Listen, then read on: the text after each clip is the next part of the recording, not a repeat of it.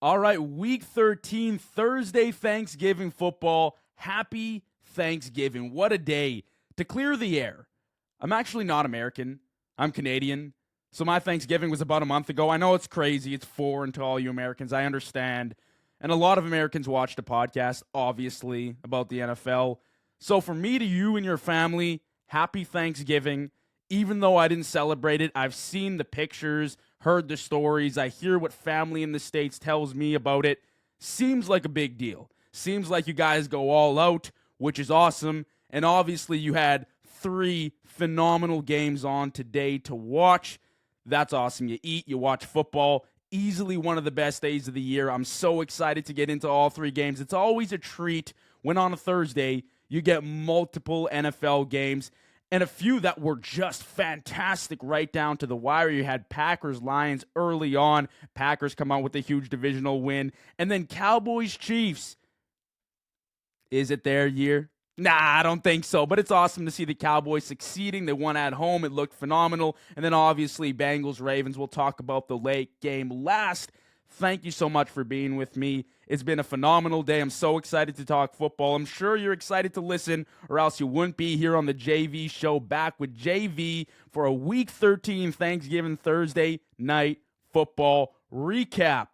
I want to shout out my sponsor for the season, Big Third Down Shop. If you haven't checked them out, go ahead. The link is in my bio to shop all their available NFL fan-branded hats. They got one for every single team, so go give them a look. Go grab yourself some cool drip and get ready for the rest of the NFL season and the playoffs, hopefully, if your team is going there, which we saw a lot of action today, which I thought was a good representation of what we might see in the playoffs. I thought Packers-Lions looked like a playoff game. I thought Cowboys-Chiefs looked like a playoff game. And even Bengals-Ravens, those are 2 teams that won't be out of the race until around Week 16, Week 17, Week 18, if they don't make it. So 3 really important, crucial games to schedules for all these teams. We're going to get right into it, starting us off with Packers 31, Lions 24. Remember Week 1, the Packers just pummeled the Detroit Lions. I mean, Jared Goff, I think he had a decent day, but it just was a disaster for the Lions. Today, not a bad effort from Detroit. I know they obviously get swept on the season series, but I thought it was encouraging to see the offense at least move against Green Bay's defense. They started really, really slow, but they kind of picked things up as the game went on, found their groove a little bit. But with Dan Campbell as the new play caller, without Ben Johnson this year, there's obviously been something missing. I think all Detroit fans can say the same thing. They didn't make any big moves at the trade deadline, kind of stuck with what they had, and that might bite them in the ass come the playoffs if they can even make it, which is crazy to say. I believe they're actually out of the playoff picture at this point after Thanksgiving. The Packers today, my goodness, I mean, we can start with Micah Parsons, we can start with Matt LaFleur, but we're going to start with Jordan Love, who had a phenomenal Thanksgiving day. That's why you pay Jordan Love, to win big games like that. It was awesome, man. I know Jordan Love at his peak has always been one of those guys. When he's on, he's very difficult to stop. When he's playing his best football, not even the best defense in the league can stop Jordan Love. You let Jordan Love air the ball out, and he'll look like a top 3 quarterback in football. The only drawback for me with Jordan Love has been his decision-making. But when he plays like that, no defense in the league can stop him. He can't convince me otherwise. He was throwing balls with touch. He was finding tight windows and putting perfect passes right on the line. Talk about that 4th down conversion to win the game to Wicks. How about the 4th down conversion to score a touchdown earlier in the game? He looked phenomenal all day. 230 yards, 4 touchdowns, 124 passer rating. He had a day for himself. And, I mean, just from start to finish, you felt like Jordan Love was going to take over the game, and that's what he did. He was throwing and hitting home run shots, throwing with anticipation, passes into those tight windows like I mentioned. He's a $55 million quarterback for a reason. He's not fool's gold like Trevor Lawrence or Tua. Jordan Love is the real deal, and he's worth every single penny. And he can win big games just like that. We've seen it in the playoffs and on Thanksgiving, arguably the biggest game of the year for the Packers. Divisional game, he came out, probably played his best game of the year, one of the best games of his career, and he shined. He really did. It was awesome. That out and up route that Christian Watson ran, I think they scored a touchdown on it, or else it was a huge gain and they punched it in at the end there. I mean, you can't say much else than wow. You really can't. You're watching it, just launching that ball 50, 60 yards downfield. Just a disgusting ball. I think people were a little shocked when they paid Jordan Love the $55 million that they did yearly. But at the same time, this is a franchise that has had quarterback success after quarterback success after quarterback success. They had Brett Favre, then Aaron Rodgers, and they saw Jordan Love and knew he was the guy because he has the qualities. The arm talent is there. At his best, he could seriously be top 3 in the league. Seriously, without a doubt in my mind. I think he has so much damn potential, and really, I can't stress it enough. The only thing I can't wrap my head around with Jordan Love is the decision-making sometimes. But it's gotten a lot better, I find, this year. He's still, making a few questionable decisions every other game now, putting the ball in harm's way still just a little bit. I think that'll always be something with him that he's going to try and overcome, obviously. But, man, Thanksgiving today against Detroit, primetime lights, I mean, come on. You can't get much better than that. Now, I talked earlier this week about the coaching staff in Green Bay, and, I've heard a lot of backlash this year around Matt LaFleur and the job that he's done. And you know what? I usually don't boast on the podcast. I try not to brag too much about the takes that hit,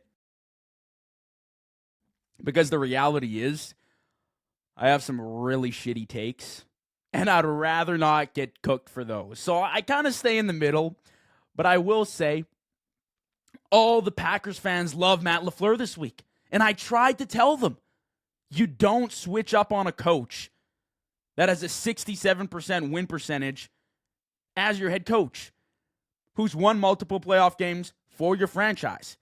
You can't get greedy and forget about what you actually got. Matt LaFleur is a phenomenal head coach. He comes out on Thanksgiving. He opens the playbook. He's extremely aggressive. They're pushing the ball down the field, and they dominate the Detroit Lions.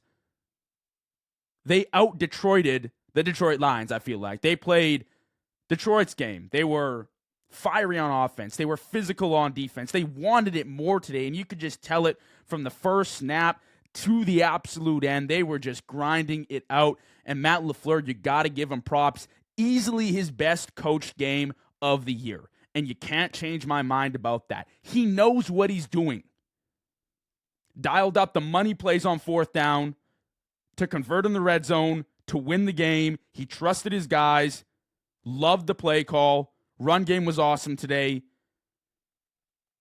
It was his best game, coaching.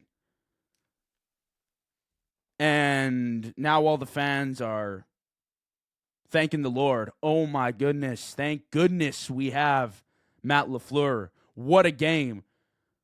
Yeah, he's a good head coach. He has his weaknesses.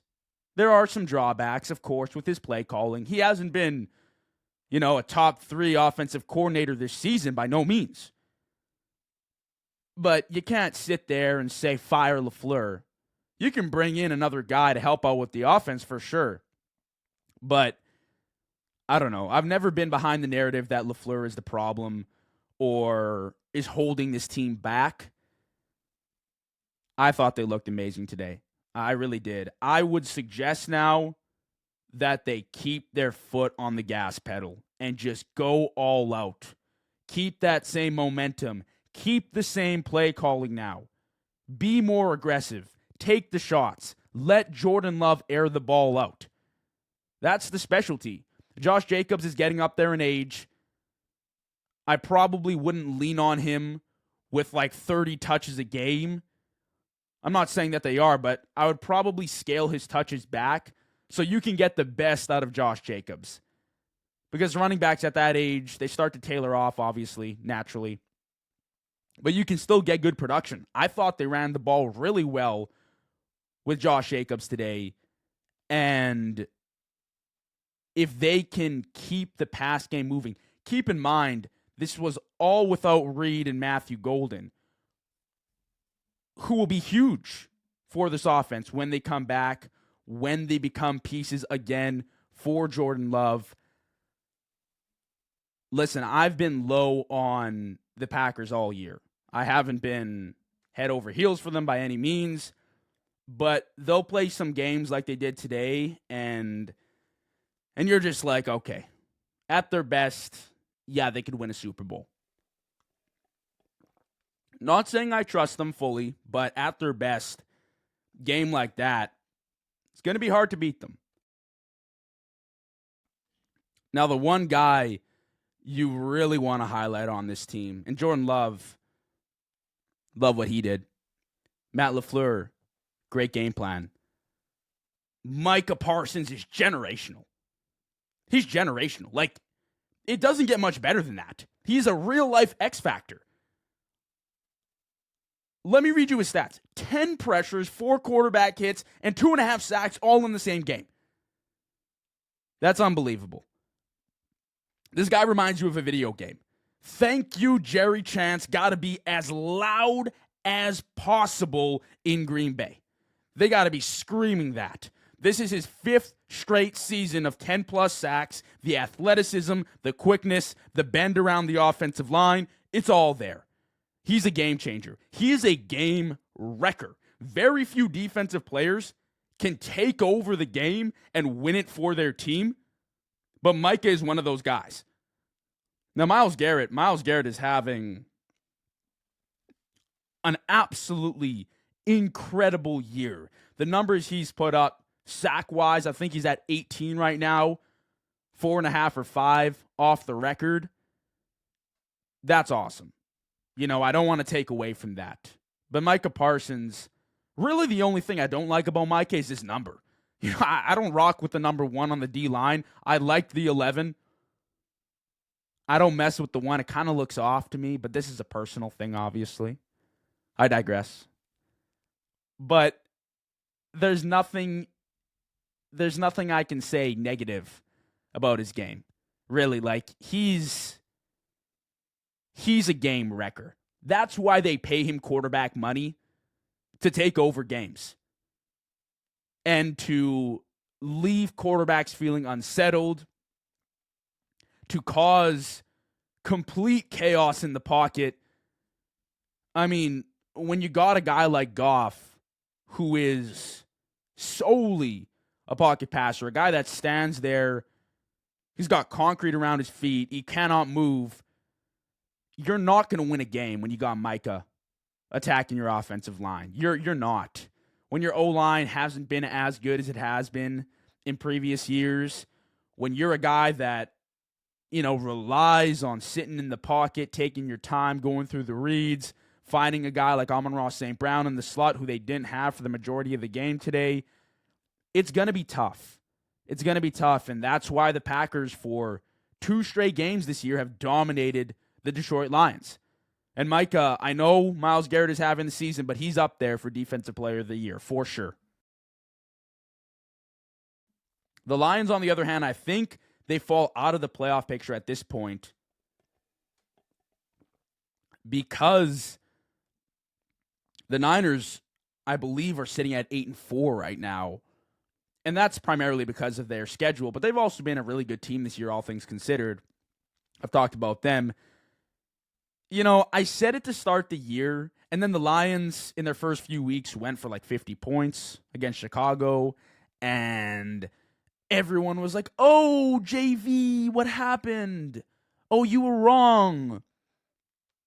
There goes the window for Detroit. Slammed shut.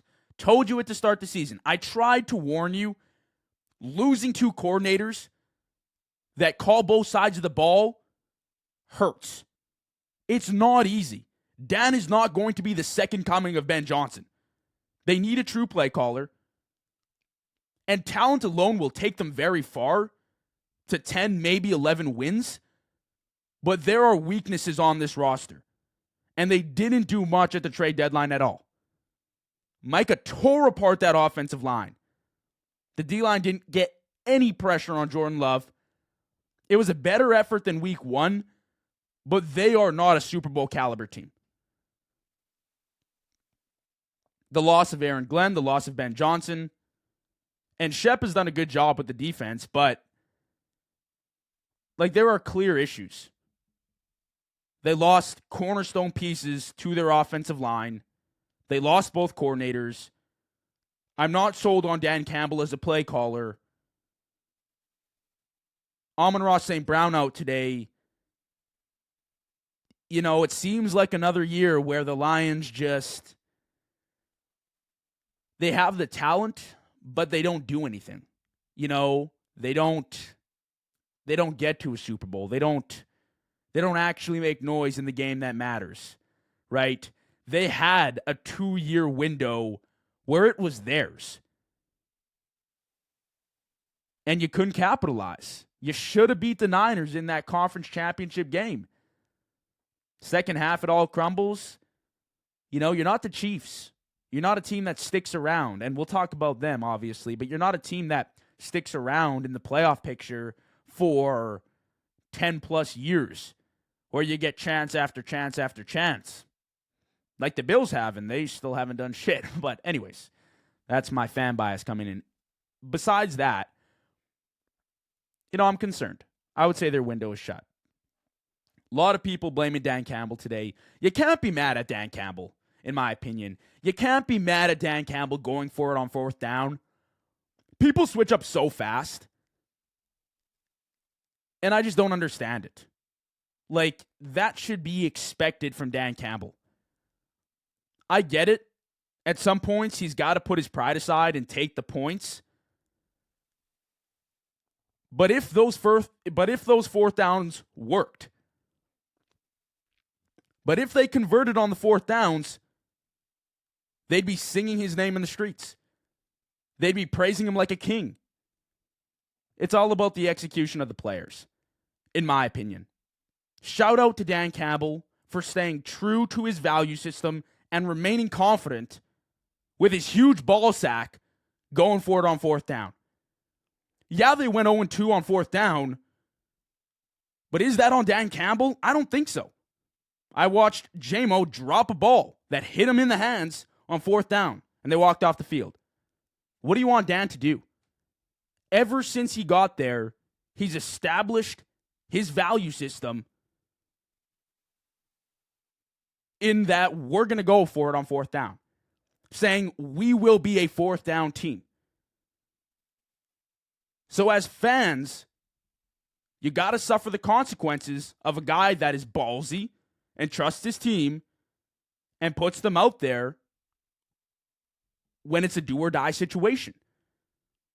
This is the same coach that came in, saved the franchise, flipped it around, and gave you guys hope. And now you're asking him to kick field goals. When for the entire period that Dan Campbell's been a head coach in Detroit, he hasn't done that. When it's a 4th and 3, a 4th and 2, he's gone for it. So I don't think it's on Dan. I really don't. Even, I don't know if it was last year or the year prior, but there was a playoff game where they lost, obviously, and they didn't convert on 4th downs, and people were blaming Dan Campbell, and I said the same thing. It's like, all right, yes, it was a gutsy call. It was risky for sure. Could have gotten points, could have won the game. But at the same time, this has been who this team is under Dan Campbell. They are who they are. And the plays were there. And the plays just weren't made. And there were drops. And it was the same situation today, in my opinion. The one play I didn't like was the handoff to Jahmyr Gibbs on, I think, a 4th and 3, I want to say, 4th and 2. I mean, there wasn't success there all day. That was head-scratching. I'll give the fans that. But this is who Dan Campbell is. Ride or die. You got to love it. You got to hate it. You got to praise him. You got to suffer the consequences. That's life, right? Everything's going to come at a price. Today it didn't work out. Whoop-de-doo. On to next week. Let's talk Cowboys 31, Chiefs 28. You know, it felt magical today watching the Cowboys do what they did. 31 points against Spags' defense is impressive. It really is. Dak Prescott, gotta tip my hat to you, man. You balled out, man. George Pickens, CeeDee Lamb had a great day. They ran the ball, it was all right. Decent day on the ground, but that play action was just killer today with the Cowboys. The Chiefs started off hot, 14 points in the first quarter, 14 points in the fourth quarter, but in between, they just could not get anything going. And besides that early Dak turnover, Dallas played a pretty seamless game. And it felt like it was inevitable that the Cowboys were going to pull away at some point with how they were moving, with how the offense looked. And after watching today, I truly feel we need to see Dallas in the playoffs. It's the ultimate entertainment. The offense is the best in football right now. And that's not an over-exaggeration. I don't know if the points for say the same thing, say the same story. I'm sure they do. I'm sure they're top 5 in points per game right now. But they feel unstoppable. They really do. Dak on the play action with CD and George Pickens is damn near unstoppable. Like, it really is. How many teams have 2 elite corners that can shut down CD and GP? Very few to none. And even then, Cooper DeJean, Trent McDuffie, both of them got sunned today against those 2 guys. They beat Philly and Kansas City in 5 days. The defense is growing weekly. Considering where they came from, getting Quinnen Williams, Logan Williams, Kenny Clark. Come on. Come on, guys. This is impressive. This is impressive what the Cowboys have done. But by far, my most favorite addition of the offseason was George Pickens. George Pickens is an absolute menace. Did you guys see what he posted pregame? Did you see what he said after the Eagles game? He went for 146 yards and a touchdown on Philly. And then he tweeted, "Weak-ass Philly fans are known for their sandwiches." Then he proceeds to post a story of Brittany Mahomes that says, "Tomorrow we feast," and goes for 6 receptions, 88 yards, and the Cowboys beat Kansas City. The talent is being unlocked, and George Pickens is ruthless. He's a damn menace. And it is hilarious. It cracks me up. It goes to show you that everybody viewed this guy as a cancer, as an issue, as a problem in the locker room. Pittsburgh didn't want him because he wasn't performing like this. But the second he got to an offense that actually uses him and prioritizes him, and he's balling out, everybody loves him. He spins, he hurdles, he's awesome to watch. Dallas has to find a way to get this guy an extension. You got to. To say he's earned his contract is an understatement. He has exceeded expectations at this point, and it's only week 13. He did a few weeks ago when I said he's, arguably a top 15 receiver, top 5 this year. He's performed like one. He's doing everything. Like, in the clutch today, when he caught that ball, spun around 2 defenders, pretty much cleared another guy, hopping over him. I was like, what are we watching? Like, what is this? Is this a robot? Is this guy this guy a real human? He looks unstoppable. Was he AI generated? Like, he's doing it all.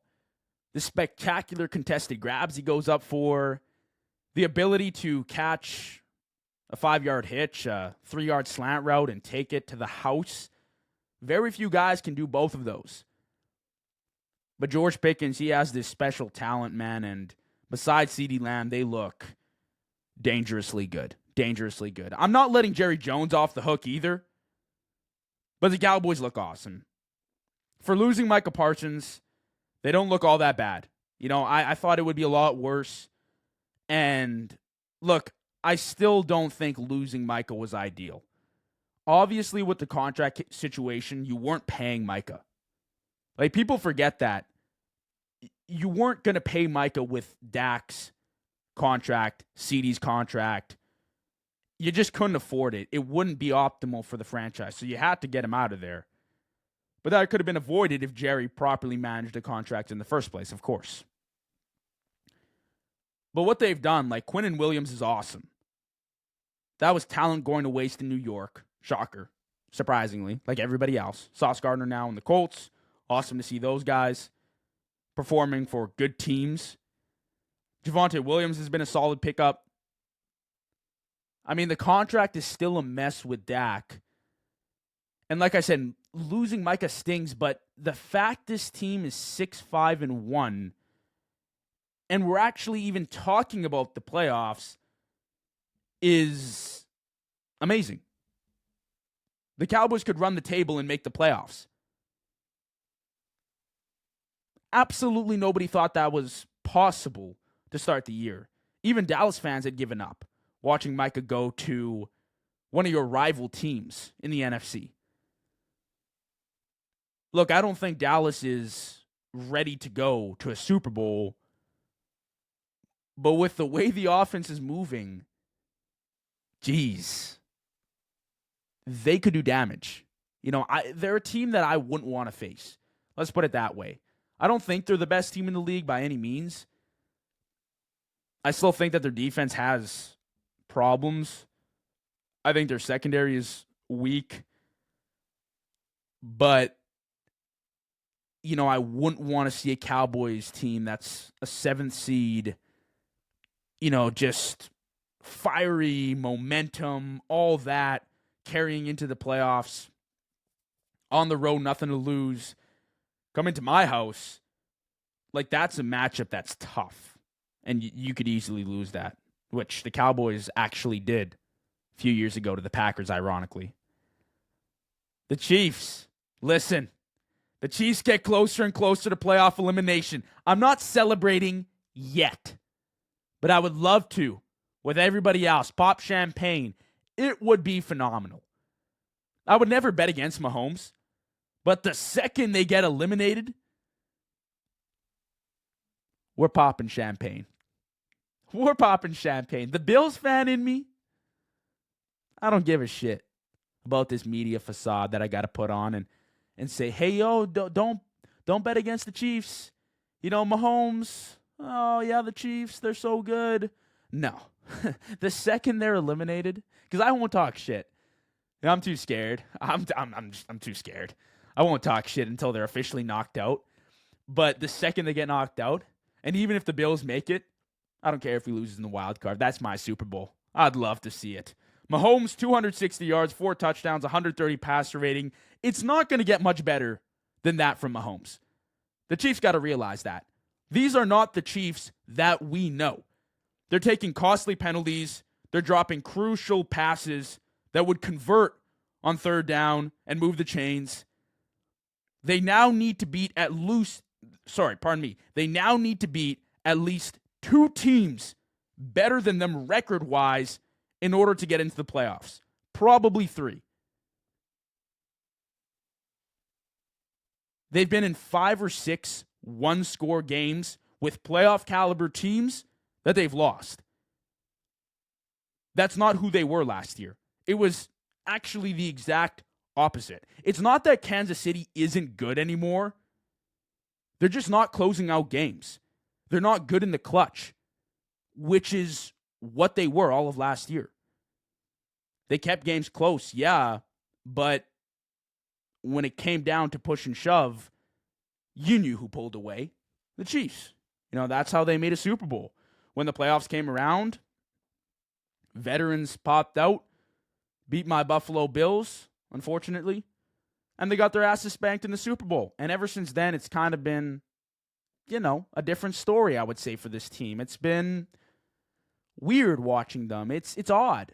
It really is, because you're so used to seeing Mahomes and Reed at the top of their division, at the top of this conference. And they start out a little slow this year, but I don't know. I was like, for sure they'll pick it up, right? After 0-2, then 0-3, then they beat the Ravens. It's like, okay, maybe this is the turnaround, but they're still losing games. Like, this, again, felt like a must-win game to me against the Cowboys. This was a game that you could really take over things, go 7-5, get in a comfortable position. But now you're behind a few games in the playoff picture. Technically, you're behind, one as far as numbers go, but the Jags have beat you, right? The Bills have beat you. You're behind. And you got a lot of ground to make up now, and I'm not even confident that they can get the wins to get there at this point. Not betting against them, though. All right, I don't know what kind of dark magic shit they got going on. I don't want any part of that. But the second, the millisecond, the Chiefs are knocked out of the playoffs. Holy shit. Get the champagne, baby. We're going to be going wild. Bengals 32, Ravens 14. Baltimore isn't going anywhere this year. 5 turnovers. They made Cincinnati's defense look like the Legion of Boom today. What the hell was that? Like honestly, Lamar Jackson was seeing ghosts. One of his worst games of his career. They shot themselves in the foot time and time again. Zay Flowers, offensive pass interference, negated a touchdown. Isaiah Likely fumbles through the back of the end zone, negated another touchdown. The defense gave them opportunities early. Cincinnati couldn't convert in the red zone. Ravens didn't give a shit. They ran the ball with Derrick Henry 10 times against one of the worst defenses in the NFL. Riddle me that. Is John Harbaugh betting on these games? Does he want to win? Or no? When Derrick Henry had the ball in his hands today, I thought he was pretty good. Maybe I was wrong. Maybe I don't know what I'm watching. But, no, that was my takeaway. Let's go see Derrick Henry's stats today. 10 carries, 60 yards, 1 touchdown. Derrick Henry averaged 6 yards per carry. He had a monster 44-yard reception. But they didn't want to give him the ball. They asked Lamar to throw 32 times a game because they think the guy is prime Peyton Manning. It's the same thing with Jalen Hurts. You don't ask Lamar Jackson to throw the ball 30-plus times a game. When you got Derrick Henry and Lamar is a rushing threat. It just doesn't make any goddamn sense. They don't actually have any weapons. Zay Flowers is good. DeAndre Hopkins is good. Mark Andrews is good. It's an improved roster from Buffalo, let's say. But shit, when you're getting compared to the Buffalo Bills, receiving room, you got a problem. You got a problem. Baltimore functions one way and one way only. Baltimore wins when they run the ball early and there's a serious threat of giving the rock to Derrick Henry that they must honor it, which opens up the passing lanes for Lamar. Why would Lamar Jackson have to throw the ball 32 times a game when you could just turn to the right or the left and give the ball to Derrick Henry and say, go, run, Forrest, run? That's the most, concerning part of the game plan to me. The defense is Swiss cheese. They got holes all over the place. Losing Nate Wiggins was big. That didn't help them today. I just don't think this team is built to go the distance. I don't like them against Indianapolis. I don't like them against Denver. I don't like them against KC. I don't like them against any of the NFC teams either. Rams, Eagles, Packers, the way they play today, hell no. This was a year that you wanted to see Lamar kind of capitalize, right? Like, Chiefs are out of it. No pure alpha in the AFC right now. This was the year I had pinned the Ravens versus the Eagles in the offseason as the Super Bowl. That ain't happening. Especially not the Ravens. The Bengals, though, today, 32 points. Guess who came back? Joe Burrow. Listen, Joe Flacco did a phenomenal job, by the way. Before we get into all of that, let me just say, Joe Flacco, for coming in on short notice and playing at his age with a new offense, with guys he hadn't worked with younger receivers. And you understand, right? Like, it's hard, I feel like, to connect when you're an older guy with young stars in the league who, obviously, you guys are both working towards a common goal, but you're at different stages in your life, right? Joe Flacco's played a long time in the league. These guys, Jamar's obviously been in there for a while, but, he's still that young swagger kind of guy. Joe Flacco is just a family man. Just loves playing football, right? What he did, he came in and he played really well. Honestly, some of the best football of his career. Bengals couldn't really win anything because their defense stunk. But tonight the Bengals played one of the best games I've seen from them as a team in years. But I will say, I don't think they're going anywhere. I think the Bengals brought Joe Burrow back to run the table, only to miss the playoffs for the third year in a row, which is pathetic. When you watch Joe Burrow play, you can't tell me he's not going to be a Hall of Famer. Joe Burrow throws the ball like a Hall of Famer. The anticipation, the timing, the added element of precision and accuracy on his throws. It's him and Matthew Stafford at the top in the pocket right now. In the pocket passing bubble, they're an S tier. Stafford, Burrow. And with Jamar, they're unstoppable. Those timing out routes, just money. It's like stealing candy from a kid. It's so damn easy. They make it look effortless, but that is reps on reps on reps of knowing each other, of understanding the movement, understanding the timing and the break point of each and every single route. Burrow was just airing it out to whoever tonight. Tinsley, Yossi Vosh, who got a touchdown tonight, Jamar. I think Joe Burrow deserves better. Because obviously the Bengals aren't making the playoffs, no matter how many games they win this year. Because they're 4-9 now. Or 4-8. Yeah, they're 4-8. Even if the Bengals go 9-8, I don't think they make the playoffs. And that's if they win out. So that's 3 straight years with T. Higgins, Jamar Chase, and Joe Burrow. You've missed the playoffs. When you watch Joe Burrow tonight, you feel bad. Because he's a Super Bowl caliber quarterback. And we know that because he's been there. And the defense is not nearly good enough, despite what we saw tonight. And the protection will get him killed eventually again. That's about it. That's what happened to Andrew Luck. They ran him out of the league. Could have been on top of the league at this point. Could have won a Super Bowl, hell.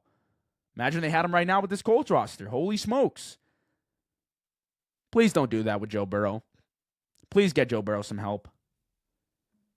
And I said on my last episode, I'd be looking to shop T. Higgins, I think. I think Jamar and Joe are good enough, and you can find somebody else.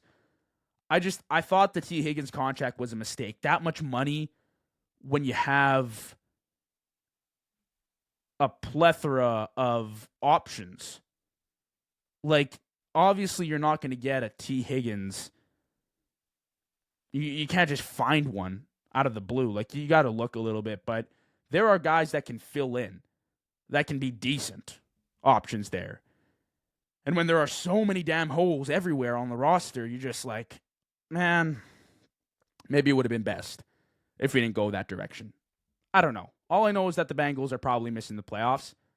And when I watch Joe Burrow play, doesn't seem like a quarterback that should be sitting on his couch during the wild card round. That's just me, though. That's just my thoughts. That's a wrap on Thanksgiving football. We got Eagles-Bears tomorrow, which I hope will be great. It is a statement game for Caleb Williams and Ben Johnson to come out against the defending Super Bowl champs to show us what they got, because they've had a little bit of a cupcake schedule, but you play the hand you're dealt in the NFL. I'm not going to go against them for that. But obviously, they've played some easy games. They've won a lot. They're 8-3. This is a big game, especially for Dallas, too. When you look at Philly, they just beat Philly, Kansas City. If Philly loses again this week, a lot on the line. So that'll be awesome to watch. And obviously, we got Sunday and Monday still on the schedule. So lots of football to watch. Lots of JV show coming your way. If you like the content, please go ahead, like, comment, subscribe. It means the world. Thank you for rocking with me tonight. And I'll catch you tomorrow for Bears Eagles. Stay safe. Have a good night. Catch you soon. Peace out.